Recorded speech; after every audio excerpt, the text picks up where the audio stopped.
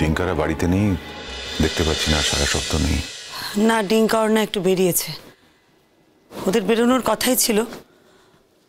আমরাও বাড়িতে ছিলাম না, আমি আর জেঠিমা একটু মন্দিরে গিয়েছিলাম, ফিরতে দেরি হয়ে গেল, এসে দেখলাম ওরা বেরিয়ে গেছে। আপনার কি ডিঙ্কার সাথে কোনো দরকার আছে? একটু জল খান। না থ্যাংক ইউ। জলও খাবেন না? আপনার যদি ডিঙ্কার সাথে কিছু দরকার থাকে আপনি ওর সাথে কথা বলে নিতে পারেন। আমি একটা কাজ করবো, আমি ডিঙ্কাকে বলবো আপনার সঙ্গে গিয়ে দেখা করতে। না, কোনো প্রয়োজন নেই, আমার আর কি কথা ওর। যদি কখনো মনে হয় তখন নিজে থেকেই না যাক, আমার as such কিছু বলার নেই। শ্রীময়ী, আমি এখানে এসেছি তোমার জন্য। মানে? রোহিত সেনকে খোঁজার চেষ্টা করাটা তোমারই জন্য। আমি চাই তোমার জীবনের এই পর্বটা শেষ পর্যন্ত তুমি ভালো থাকো, ভালো কাটাও, সুখী থাকো অন্তর থেকে। একটা সময় আমার পরিবারের জন্য তুমি অনেক করেছ, বিনিময়ে কিছুই পাওনি, শুধু অসম্মান, অত্যাচার, অবিচার। আমার মনের মধ্যে একটা অপরাধ বোধ কাজ করে, আর সেই অপরাধ বোধ আমাকে ছুটিয়ে নিয়ে এসেছে তোমার কাছে। তুমি আমার জন্য, আমার পরিবারের জন্য যা করেছ, সেই ঋণ কোনোদিন শোধ হবার নয়। তবু মনে হয় আমি যদি কোনো কাজে লাগিয়ে হয়তো সেই ঋণ থেকে এতটুকুনি শোধ হতে পারে। থাক না মিস্টার সেনগুপ্ত, এসব কথা থাক না। আমি এসব পুরনো কথা আলোচনা করতে চাই না। এই পুরনো রেফারেন্সগুলো তুলে না কথা বলবেন না, এইসব কথা শোনার মতন মনের অবস্থা আমার এখন নেই। প্লিজ এসব কথা এখন বাদ দিন। আমি না আর জীবনে পিছন ফিরে তাকাতে চাই না। যে কটা দিন আছি আমি সামনের দিকে তাকাতে চাই, রোহিতকে ঘিরে বাঁচতে চাই, আমার ছেলে মেয়েদের ঘিরে বাঁচতে চাই। যে স্মৃতি আমাকে অপমান করেছে, আমাকে কাঁদিয়েছে, সেই স্মৃতির মধ্যে আমি আর ডুব দিতে চাই না। তাই হাত জোর করছি আপনার কাছে, দয়া করে এই আলোচনাটা আর করবেন না। আমি একটু চা করে নিয়ে আসি। না, আমার কোনো প্রয়োজন নেই চায়ের। একটু চা খেতে কি অসুবিধে বলুন তো? জল খেলেন না, একটু চা খান প্লিজ। মিঠুদি নেই, নইলে মিঠুদি করে দিত, ও ছুটি নিয়েছে কদিন। আমি করে দিচ্ছি, আমার একটু চা করতে কোনো অসুবিধে নেই। আপনি তো ভালো করে জানেন, চেনেন আমাকে। সংসারের কাজকর্ম করতে আমার কখনোই কোনো অসুবিধে হয় না।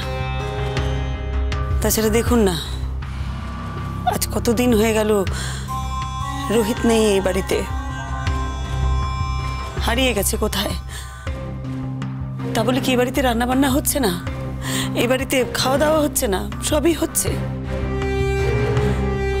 জীবন তো থেমে থাকে না, জীবন তো চলতে থাকে, তাই না? শুধু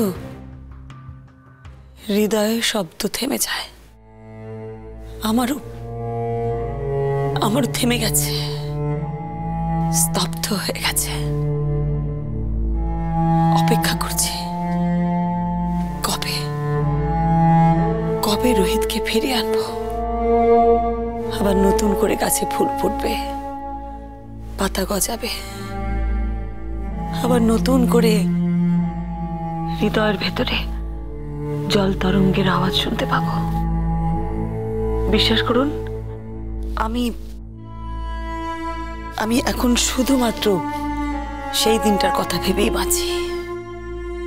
মিস্টার সেনগুপ্ত, আপনি প্লিজ বসুন, আমি অনেক কথা বলে ফেললাম। একটু চা খেয়ে যান প্লিজ। আমার জন্য না হোক, রোহিতের জন্য। আপনি তো রোহিতকে ভালো করে চিনতেন, জানতেন যে বাড়িতে কোনো অতিথি এলে তাকে না খাইয়ে রোহিত কিছুতেই ছাড়তো না। অতিথি আপ্যায়নে রোহিতের জুড়ি মেলা সত্যিই কিন্তু ভার। আর আমি বাইরের লোক একেবারেই পছন্দ করতাম না। আমি চাইতাম না বাইরের লোক আমাদের বাড়িতে যাতায়াত করুক। একবার আমার মনে আছে দিটির বন্ধুর মায়েরা স্কুলের, তারা আমাদের বাড়িতে এসেছিল। তুমি আমায় বলেছিলে আগে থেকে, কিন্তু আমি অত আমল দিইনি কথাটাকে। অফিসের পর বাড়ি এসে দেখি ঘরের মধ্যে বাইরের লোক, দিটির বন্ধুর মায়েরা সব জমিয়ে আড্ডা দিচ্ছে তোমার সঙ্গে। মাথা গরম হয়ে গেছিল আমার। ওদের সামনেই তোমার সঙ্গে খুব মিসবিহেভ করেছিলাম, অত্যন্ত খারাপ ব্যবহার করেছিলাম তোমার সঙ্গে। তোমাকে বুঝিয়ে দিয়েছিলাম যে বাইরের এই বাড়তি লোক আমি পছন্দ করছি না।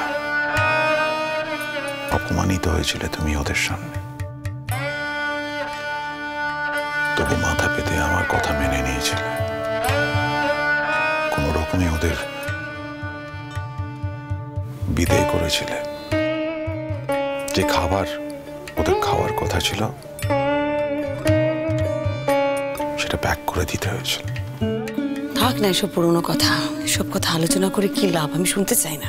না, ওই যে আপনি রোহিতের কথা বললেন না, তাই বললাম। সত্যিই তো অতিথি আপ্যায়নে রোহিতের চুরি মেলা ভার। সত্যিই তো আপনি অযথা আমার কথা ভাববেন কেন? কি আছে আমার মধ্যে? সময় কি জানেন তো, মাঝে মাঝে আমি নিজেকেই প্রশ্ন করি, আমি তো মানুষ, আমার মধ্যে কি কোনো মানবিক গুণ ছিল না? কোনো, হয়তো ছিল না, হয়তো আজও নেই।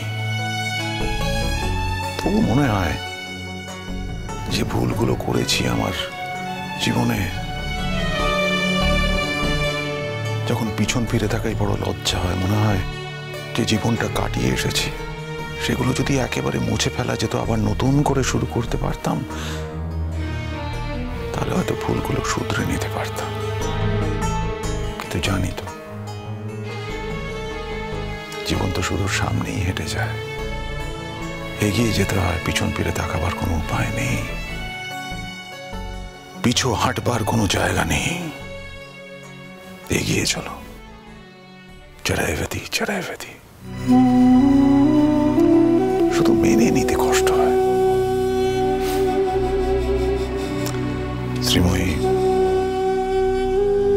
আমি চা খাও রোহিতকে সম্মান জানাতে। আমি চা খাও। ধন্যবাদ, বসুন।